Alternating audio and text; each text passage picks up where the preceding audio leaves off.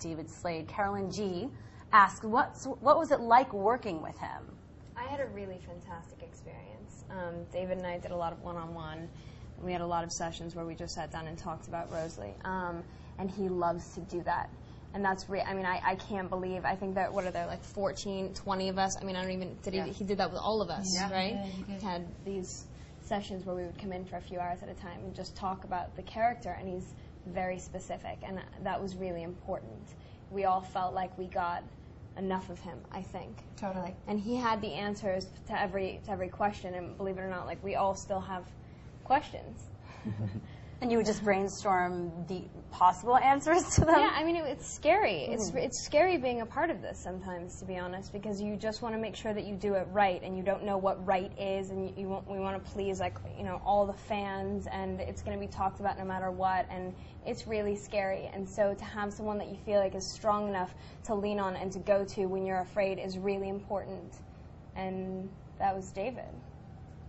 And you all, in terms of, because your scenes, there was a lot of CGI, and you were obviously a wolf, but you were you didn't have a whole wolf costume on. Which you talked about earlier. So what was that like working with the director in terms of those scenes as well? He's super intense, and he's very focused, and I almost feel like, we'd have these little sort of talks before shooting something, and it was just, I don't know, his ideas just came right from his brain and into yours, and you didn't even have time or think about questioning it or analyzing it. You just sort of did it. It was I've never quite had that experience working with a director before, but it was effective and a huge relief as an actor to just know that that's there, and that will, find you if you need it. And also the thing about David is he's hilarious. Yeah. He is so funny. And I think, there is so much intensity in Eclipse, and he obviously is very good at dealing with that element, but at the same time, he's goofy, and sometimes you're like, what is he doing over there? You're right. What is going on? What do you mean he was just like on the side? David likes to step into these characters himself. Totally. He's like incredible with accents and with I don't know what I'm saying now. It's very hard to explain. He would invent like these like hypothetical situations where he would become a character, and we would all like play along. It depends on what kind of person you are. If you're silly and goofy, you play along, but he's a lot of fun. It's really weird scenarios at Disney. Well, that's fun. That makes it easy to work together. Yeah, it keeps the mood light on set. That's really important. Yeah. Yes. When you have 5 pounds of white makeup on, it's really important to keep a light, happy atmosphere. Let me tell you. And a wig. High five, Bryce, for the wigs. What if you're half naked in the pouring rain? That opens up a whole other world. What scene was that? What scene was that? Well, I mean, pretty much throughout. Yeah. The wolves are shirtless, just in shorts, and I fortunately have a shirt. But I mean, bare feet and in the woods in Vancouver and in the fall. It's pretty cool sometimes. You saying that just got 5 million more male viewers. A lot of reaction from the bloggers here. All right, let's move on. Speaking of, we were talking about those big scenes and coordinating everything with the director. So from Alexander J, they asked, how did you train for the big fight scenes in Eclipse? And you kind of touched on that in terms of putting on the harnesses and obviously fight training too. Let's talk about that, Bryce. I never partnered with Nikki because she was terrifying in fight training. I'm really intense. Terrifying. I get very violent. So we would. How many hours were those fight training things? I can't even. Several hours. Hours, 6 days a week, and then we had personal training because we had to make sure that we were like in the right shape to be doing the fight training. Okay. And so we would like get picked up and go to personal training for an hour and a half, then maybe have a snack and go to fight training where we would have to do these swing. It was. It was really intense. And then we would go on these treadmills. Yeah. And those were the harness treadmills. Yeah. Yeah. These treadmills that were like the size of this room because we had to learn how to navigate, run at a. It was for CGI. So you're running in different directions on a treadmill? You have to learn how to like run side to side and like jump while running at this really intense speed, but they put a harness on you because if you slip and fall. Run side to side and like jump while running. We like to hear that. I have a question. How long before you start shooting? Oh, we're hearing this. We're going live and we're hearing it live. Technical difficulties. Oh, it's fine, but we're all having fun anyway. So. Anyways, in case you fall, you have a harness. I feel like there's a knob that can be like turned on really quick. All right, there you go. Okay. We're back. Okay.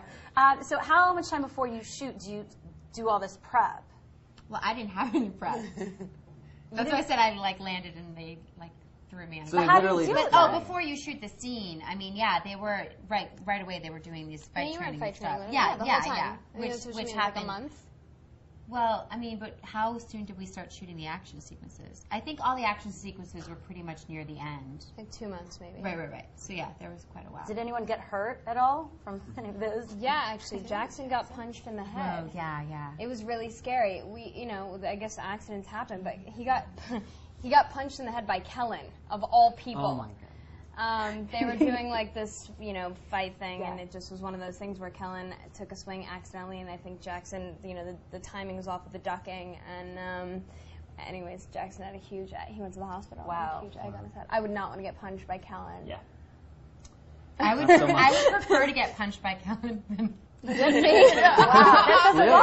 says a lot. I'm gonna get offered like a crazy boxing movie now because of me. Just put something in between the two. as you should. No, it's amazing. But seriously, like the fight training was really. I think they wanted us to do as much as we could on our own because the more that we can do, the closer the camera can come. And I think that David really wanted that intensity in this film and to really kind of feel what this fight felt like emotionally for the characters. And so so that's why they wanted us to be that prepared. So we were really like those fight sequences are really, the majority of it are us. Yeah, we did have an amazing stunt team that was Yeah. really great. That was shooting on B Unit all the time because they had to pick up pieces that we just weren't there for, and there were like there were many Victorias running around and Rosalies all the time. You talk about the mask. No, you do it. We had.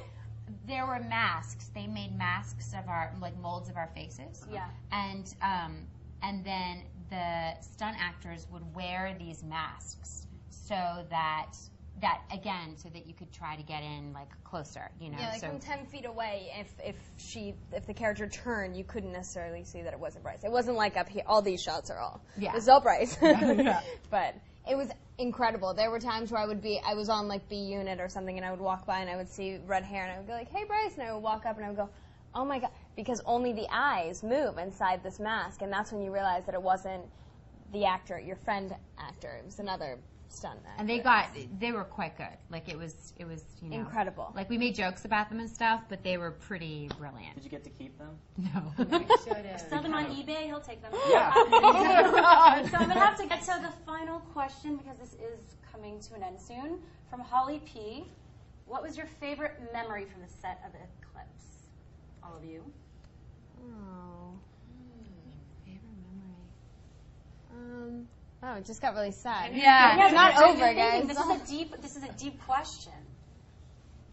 I could say, my favorite memories from the set were actually when you were talking about, what did you guys do in your downtime? I haven't had an experience on a film where you really get to know a group of people as well as I did on this film, honestly. And I have so much respect. There's a lot going around these films, and I just have so much respect for everyone who's involved with them because they've stayed really grounded and their friendships have stayed really true. And I'm sorry, I'm talking about you kind of objectively here, but I just really admire everyone, and I felt really, really lucky to get to know everybody and to get to work with them because it's a group of artists that are very serious about this amazing thing that's being created. So, anyway, those are truly my favorite memories, or just the people.